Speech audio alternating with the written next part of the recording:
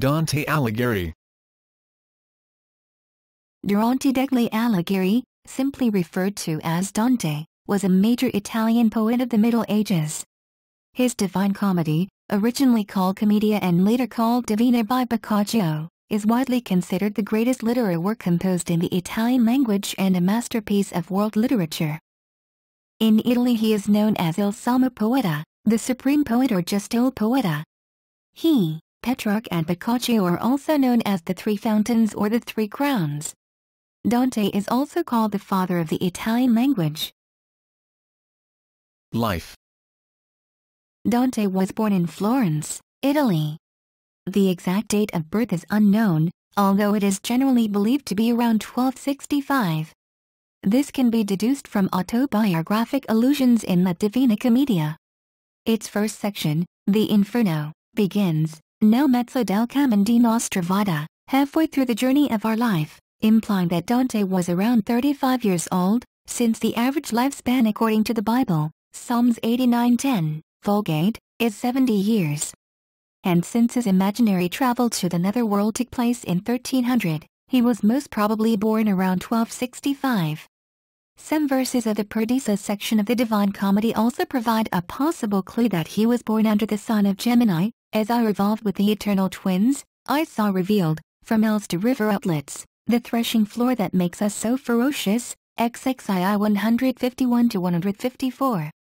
In 1265, the sun was in Gemini between approximately May 11th and June 11th. Dante claimed that his family descended from the ancient Romans, Inferno, XV 76, but the earliest relative he could mention by name was XXII degli Alice, Paradiso, XV 135, born no earlier than about 1100. Dante's father, Alighiero or Alighiero di Bellincioni, was a white Guelph who suffered no reprisals after the Ghibellines won the Battle of Monteverdi in the middle of the 13th century. This suggests that Alighiero or his family enjoyed some protective prestige and status, although some suggest that the politically inactive Alighiero was of such low standing that he was not considered worth exiling. Dante's family had loyalties to the Guelphs, a political alliance that supported the papacy and which was involved in complex opposition to the Ghibellines, who were backed by the Holy Roman Emperor. The poet's mother was Bella, likely a member of the Abbati family. She died when Dante was not yet 10 years old, and Alighiero soon married again, to Lopa di Chirissimo Scialoffi. It is uncertain whether he really married her, since widowers were socially limited in such matters, but this woman definitely bore him 2 children, Dante's half-brother Francesco and half-sister Gaetana. When Dante was 12, he was promised in marriage to Gemma di Moneto Donati, daughter of Moneto Donati, member of the powerful Donati family. Contracting marriages at this early age was quite common and involved a formal ceremony, including contracts signed before a notary. But Dante by this time had fallen in love with another, Beatrice Portinari, known also as Bice, whom he first met when he was only 9. Years after his marriage to Gemma he claims to have met Beatrice again. He wrote several sonnets to Beatrice but never mentioned Gemma in any of his poems. The exact date of his marriage is not known. The only certain information is that, before his exile in 1301, he had 3 children, Pietro, Jacopo and Antonia. Dante fought with the Guelph cavalry at the Battle of Campaldino, June 11, 1289. This victory brought about a reformation of the Florentine constitution. To take any part in public life, one had to enroll in one of the city's many commercial or artisan guilds, so Dante entered the Physicians and Apothecaries Guild. In the following years, his name is occasionally recorded as speaking or voting in the various councils of the Republic. A substantial portion of minutes from such meetings in the years 1298 to 1300 was lost during World War II, however, so the true extent of Dante's participation in the city's councils is uncertain. Gemma bore Dante several children. Although several others subsequently claimed to be his offspring, it is likely that only Jacopo, Pietro, Giovanni and Antonia were his actual children. Antonia later became a nun, taking the name Sister Beatrice. Education and poetry. Not much is known about Dante's education. He presumably studied at home or in a chapter school attached to a church or monastery in Florence. It is known that he studied Tuscan poetry at a time when the Sicilian school, Scuola Poetica Siciliana, a cultural group from Sicily, was becoming known in Tuscany. His interests brought him to discover the Provençal poetry of the troubadours, such as Arnaut Daniel, and the Latin writers of classical antiquity, including Cicero, Ovid and especially Virgil. Dante said he first met Beatrice Portinari, daughter of Fulco Portinari, at age 9, and claimed to have fallen in love with her at first sight, apparently without even talking with her. He saw her frequently after age 18, often exchanging greetings in the street, but never knew her well. In effect, he set an example of so-called courtly love, a phenomenon developed in French and Provençal poetry of prior centuries. Dante's experience of such love was typical, but his expression of it was unique. It was in the name of this love that Dante left his imprint on the dolce stil novo, sweet new style, a term which Dante himself coined, and he would join other contemporary poets and writers in exploring never-before-emphasized aspects of love, all more. Love for Beatrice, as Petrarch would show for Laura somewhat differently, would be his reason for poetry and for living, together with political passions. In many of his poems, she is depicted as semi-divine, watching over him constantly and providing spiritual instruction, sometimes harshly. When Beatrice died in 1290, Dante sought refuge in Latin literature. The Convivio chronicles his having read both the Asses de Consolatione Philosophiae and Cicero's De Amicitia. He then dedicated himself to philosophical studies at religious schools like the Dominican one in Santa Maria Novella.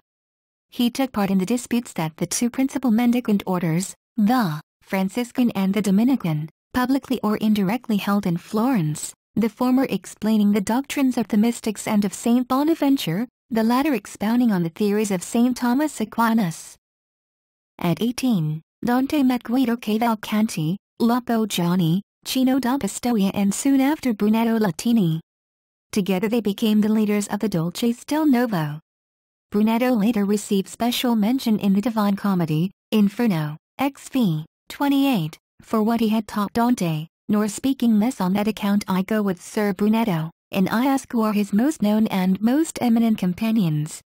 Some 50 poetical commentaries by Dante are known, the so-called rhymes, others being included in the later Vita Nuova and Convivio.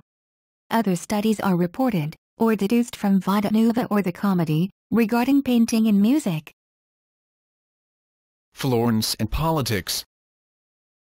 Dante, like most Florentines of his day, was embroiled in the Guelph-Ghibelline conflict. He fought in the Battle of Campaldino, June 11, 1289, with the Florentine Guelphs against Arezzo-Ghibellines.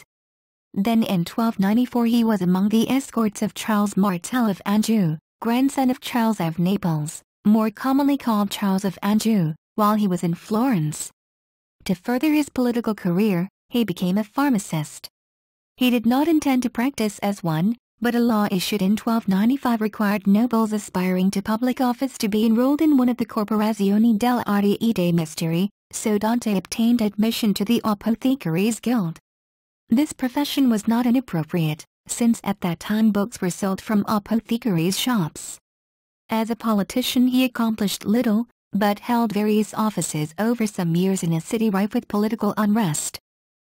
After defeating the Ghibellines, the Guelphs divided into two factions, the White Guelphs, Guelfi Bianchi, Dante's party, led by Viride Circi, and the Black Guelphs, Guelfi Neri, led by Corsa Donati. Although the split was along family lines at first, ideological differences arose based on opposing views of the papal role in Florentine affairs, with the Blacks supporting the Pope and the Whites wanting more freedom from Rome. The Whites took power first and expelled the Blacks. In response, Pope Boniface planned a military occupation of Florence. In 1301, Charles of Valois, brother of King Philip IV France, was expected to visit Florence because the Pope had appointed him peacemaker for Tuscany. But the city's government had treated the Pope's ambassadors badly a few weeks before, seeking independence from papal influence. It was believed that Charles had received other unofficial instructions, so the council sent a delegation to Rome to ascertain the Pope's intentions. Dante was one of the delegates. Exile and Death. Pope Boniface quickly dismissed the other delegates and asked Dante alone to remain in Rome. At the same time, November 1, 1301, Charles of Valois entered Florence with the Black Guelphs, who in the next 6 days destroyed much of the city and killed many of their enemies. A new Black Guelph government was installed, and Candida Gabriele da Gubbio was appointed podesta of the city. Dante was condemned to exile for 2 years and ordered to pay a large fine. The poet was still in Rome where the Pope had suggested he stay, and was therefore considered an absconder. He did not pay the fine, in part because he believed he was not guilty and in part because all his assets in Florence had been seized by the Black Guelphs. He was condemned to perpetual exile, and if he returned to Florence without paying the fine, he could be burned at the stake. The City Council of Florence finally passed a motion rescinding Dante's sentence in June 2008. He took part in several attempts by the White Guelphs to regain power, but these failed due to treachery. Dante, bitter at the treatment he received from his enemies, also grew disgusted with the infighting and ineffectiveness of his erstwhile allies and vowed to become a party of one. He went to Verona as a guest of Bartolomeo I della Scala, then moved to Sarzana in Liguria. Later he is supposed to have lived in Lucca with a woman called Chantuca, who made his stay comfortable, and was later gratefully mentioned in Purgatorio, XXIV, 37. Some speculative sources claim he visited Paris between 1308 and 1310, and other sources even less trustworthy took him to Oxford. These claims, first occurring in Boccaccio's book on Dante several decades after his death, seem inspired by readers who were impressed with the poet's wide learning and erudition. Evidently, Dante's command of philosophy and his literary interests deepened in exile and when he was no longer busy with the day-to-day business of Florentine domestic politics, and this is evidenced in his prose writings in this period, but there is no real evidence that he ever left Italy. Dante's Immensitae Dilectioni Testanti to Henry VII of Luxembourg confirms his residence beneath the springs of Arno, near Tuscany in March 1311. In 1310, Holy Roman Emperor Henry VII of Luxembourg marched into Italy at the head of 5,000 troops. Dante saw in him a new Charlemagne who would restore the office of the Holy Roman Emperor to its former glory and also retake Florence from the Black Guelphs. He wrote to Henry and several Italian princes, demanding that they destroy the Black Guelphs. Mixing religion and private concerns in his writings, he invoked the worst anger of God against his city and suggested several particular targets that were also his personal enemies. It was during this time that he wrote up Monarchia, proposing a universal monarchy under Henry VII. At some point during his exile, he conceived of the Comedìa, but the date is uncertain. The work is much more assured and on a larger scale than anything he had produced in Florence. It is likely he would have undertaken such a work only after he realized his political ambitions, which had been central to him up to his banishment, had been halted for some time, possibly forever. It is also noticeable that Beatrice has returned to his imagination with renewed force and with a wider meaning than in the Vita Nuova. In Convivio, written c. 1304-07, he had declared that the memory of this youthful romance belonged to the past. An early outside indication that the poem was underway is a notice by Francesco da Barberino, tucked into his Documenti di Amore, Lessons of Love, written probably in 1314 or early 1315. Speaking of Virgil, Francesco notes in appreciative words that Dante followed the Roman classic in a poem called Comedìa and that the setting of this poem, or part of it, was the underworld. That is, hell. The brief note gives no incontestable indication that he himself had seen or read even the Inferno or that this part had been published at the time, but it indicates composition was well underway and that the sketching of the poem may likely have begun some years before. It has been suggested that a knowledge of Dante's work also underlies some of the illuminations in Francesco da Barberino's earlier Officialum, a manuscript that came to light only in 2003. We know that the Inferno had been published by 1317. This is established by quoted lines interspersed in the margins of contemporary dated records from Bologna, but there is no certainty whether the 3 parts of the poem were each published in full or were published a few cantos at a time. Paradiso seems to have been published posthumously. In Florence, Baldo Guglielmi pardoned most of the White Guelphs in exile and allowed them to return. However, Dante had gone too far in his violent letters to Arrigo, Henry VII, and his sentence was not revoked. In 1312 Henry assaulted Florence and defeated the Black Guelphs, but there is no evidence that Dante was involved. Some say he refused to participate in the assault on his city by a foreigner. Others suggest that he had become unpopular with the White Guelphs too, and that any trace of his passage had carefully been removed. Henry VII died, from a fever, in 1313, and with him any hope for Dante to see Florence again. He returned to Verona, where Can Grande della Scala allowed him to live in certain security and, presumably, in a fair degree of prosperity. Can Grande was admitted to Dante's Paradiso, XXII, 76. In 1315, Florence was forced by Uguccione della Faggiola, the military officer controlling the town, to grant an amnesty to those in exile, including Dante. But for this, Florence required public penance in addition to a heavy fine. Dante refused, preferring to remain in exile. When Uguccione defeated Florence, Dante's death sentence was commuted to house arrest on condition that he go to Florence to swear he would never enter the town again. He refused to go, and his death sentence was confirmed and extended to his sons. He still hoped late in life that he might be invited back to Florence on honorable terms. For Dante, exile was nearly a form of death, stripping him of much of his identity and his heritage. He addressed the pain of exile in Paradiso, XXII, 55-60, where Cogiguida, his great-great-grandfather, warns him what to expect. As for the hope of returning to Florence, he describes it as if he had already accepted its impossibility, in Paradiso, XXV, 1-9. Prince Guido Novello da Polenta invited him to Ravenna in 1318, and he accepted. He finished Paradiso, and died in 1321, aged 56, while returning to Ravenna from a diplomatic mission to Venice, possibly of malaria contracted there. He was buried in Ravenna at the Church of San Pier Maggiore, later called San Francesco. Bernardo Bembo, Praetor of Venice, erected a tomb for him in 1483. On the grave, some verses of Bernardo Cannocchio, a friend of Dante, dedicated to Florence. The first formal biography of Dante was the Vita di Dante, also known as Trattatello Annale di Dante, written after 1348 by Giovanni Boccaccio. Although several statements and episodes of it have been deemed unreliable on the basis of modern research, an earlier account of Dante's life and works had been included in the Nuova Cronica of the Florentine chronicler Giovanni Villani. Florence eventually came to regret Dante's exile, and the city made repeated requests for the return of his remains. The custodians of the body in Ravenna refused, at one point going so far as to conceal the bones in a false wall of the monastery.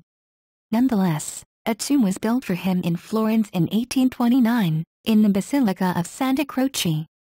That tomb has been empty ever since, with Dante's body remaining in Ravenna, far from the land he had loved so dearly. The front of his tomb in Florence reads Honorate l'Altissimo Poeta, which roughly translates as Honor the Most Exalted Poet. The phrase is a quote from the fourth canto of the Inferno, depicting Virgil's welcome as he returns among the great ancient poets spending eternity in limbo. The ensuing line, L'ombra sua torna, cura dipartita, his spirit, which had left us, returns, is poignantly absent from the empty tomb. In 2007, a reconstruction of Dante's face was undertaken in a collaborative project. Artists from Pisa University and engineers at the University of Bologna at Forlì constructed the model, portraying Dante's features as somewhat different from what was once thought. Works. The Divine Comedy describes Dante's journey through hell, Inferno, Purgatory, Purgatorio, and Paradise, Paradiso, guided first by the Roman poet Virgil and then by Beatrice, the subject of his love and of another of his works, La Vita Nuova. While the vision of hell, the Inferno, is vivid for modern readers, the theological niceties presented in the other books require a certain amount of patience and knowledge to appreciate. Purgatorio, the most lyrical and human of the three, also has the most poets in it.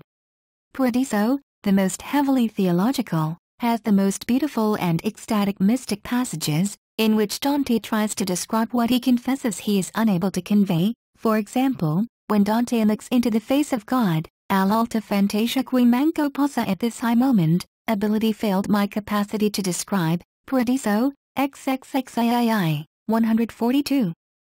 With its seriousness of purpose, its literary stature in the range, both stylistically and subject-wise, of its content, the comedy soon became a cornerstone in the evolution of Italian as an established literary language. Dante was more aware than most early Italian writers of the variety of Italian dialects and of the need to create a literature and a unified literary language beyond the limits of Latin writing at the time. In that sense, he is a forerunner of the Renaissance, with its effort to create vernacular literature in competition with earlier classical writers. Dante's in-depth knowledge, within the limits of his time, of Roman antiquity, and his evident admiration for some aspects of pagan Rome, also point forward to the 15th century. Ironically, while he was widely honored in the centuries after his death, the comedy slipped out of fashion among men of letters, too medieval, too rough and tragic, and not stylistically refined in the respects that the high and late Renaissance came to demand of literature. He wrote the comedy in a language he called Italian, in some sense an amalgamated literary language mostly based on the regional dialect of Tuscany, but with some elements of Latin and other regional dialects. He deliberately aimed to reach a readership throughout Italy, including laymen, clergymen and other poets. By creating a poem of epic structure and philosophic purpose, he established that the Italian language was suitable for the highest sort of expression. In French, Italian is sometimes nicknamed La Langue de Dante. Publishing in the vernacular language marked Dante as one of the first, among others such as Geoffrey Chaucer and Giovanni Boccaccio, to break free from standards of publishing in only Latin, the language of liturgy, history and scholarship in general, but often also of lyric poetry. This break set a precedent and allowed more literature to be published for a wider audience, setting the stage for greater levels of literacy in the future. However, unlike Boccaccio, Milton or Ariosto, Dante did not really become an author read all over Europe until the Romantic era.